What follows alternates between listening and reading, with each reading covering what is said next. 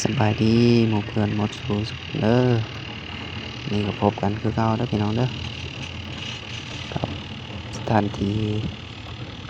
การทำงานเนาะอยู่ในพื้นที่การทำงานเด้อพี่น้องเด้อบรรยากาศดีดีเนาะแดดแห้งแห้งพี่น้องเอ้ยตากแดดตากลมอยู่แต่ละมือเนาะกินขี้ฝุ่นอยู่กับรถเจาะนี่เนาะพี่น้องเนาะอยู่กลางบ่อเด้อพี่น้องเด้อรถกำลังเจาะเนาะรอท่าอัดหูระเบิดเด้อพี่น้องเด้อ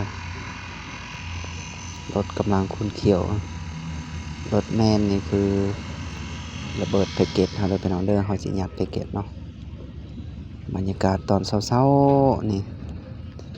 แก๊สแพ็กเกจเด้อพี่น้องเด้อเป็นถาดระเบิดเนาะถาดระเบิดหรือถาดเฉพาะทำลายหินอยู่ในเมืองเด้อพี่น้องเด้ออยู่ในบ่อต่างๆเนาะ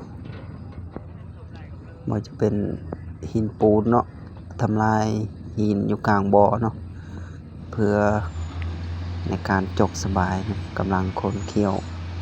ขุดค้นเลยพี่น้องเนาะบรรยากาศดีดีตอนเช้าๆอากาศก็ร้อนแฮงพี่น้องร้อนแต่เช้าเลยกำลังขุดค้นเนาะแผนกไมนิ่งเฮาบรรยากาศดีดีท้องฟ้าแจ่มใสมื้อนี้ลมพัดหุยหุยเนาะเบิ่งคือฝนจะตกในตอนแลงเด้อพี่น้องเด้อกำลังขุดเคี่ยวขุดค้นนี่ให้น้องทีมงานบลาสติงเขาเนาะกำลังขุดเคี่ยวแทกหูเจาะคืน